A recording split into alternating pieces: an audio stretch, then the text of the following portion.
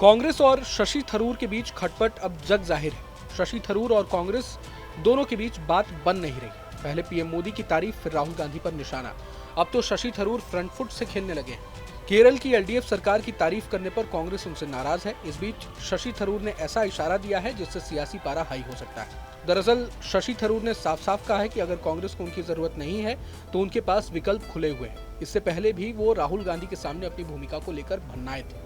असल में एक इंटरव्यू में शशि थरूर ने कहा कि तिरुवनंतपुरम से 4 बार सांसद चुने जाने से ये साबित होता है कि जनता राज्य और देश के विकास से जुड़े उनके विचारों और उनकी स्वतंत्र अभिव्यक्ति का समर्थन करती है। शशि थरूर ने कहा कि मैं पार्टी के लिए हमेशा तैयार हूं, लेकिन अगर कांग्रेस को मेरी सेवाओं की जरूरत नहीं तो मेरे पास विकल्प खुले हैं। ऐसे में सवाल उठना लाजमी है कि शशि थरूर किस तरह के विकल्प की बात करें। क्या उनका इशारा बीजेपी या फिर एलडीएफ की तरफ है?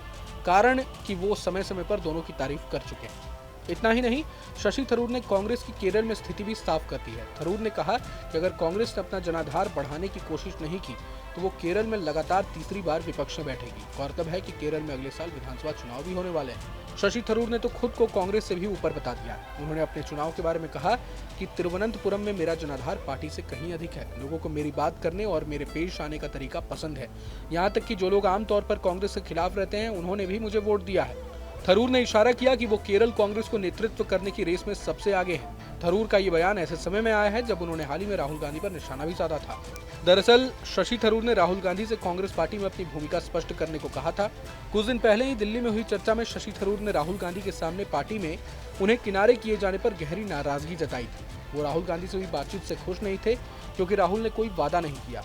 थरूर ने इस बात का भी विरोध किया कि जिस तरह से आम बहसों के दौरान उन्हें संसद में किनारे किया जा रहा है और मौके नहीं दिए जा रहे हैं। शशि थरूर ने राहुल से कहा कि वो संसद में पार्टी का नेतृत्व संभालने में सक्षम है।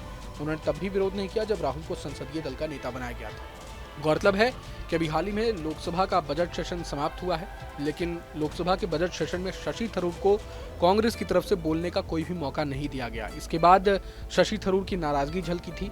आपको याद होगा कि शशि थरूर ने पीएम के अमेरिकी दौरे को लेकर भी काफी तारीफ की थी और जिस तरह से डोनाल्ड ट्रंप और पीएम मोदी की मुलाकात हुई थी उसको लेकर भी शशि थरूर का बयान आया था।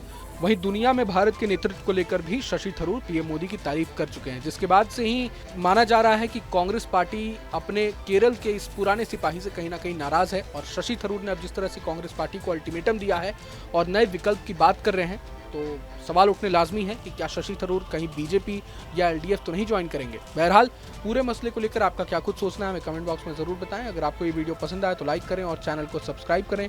वही तमाम बड़ी खबरों के लिए देखते रहें न्यूज नेशन। न्यूज नेशन अब व्हाट्सएप पर खबरों के ताजा अपडेट के लिए न्यूज नेशन के इस क्यूआर कोड को स्कैन करें।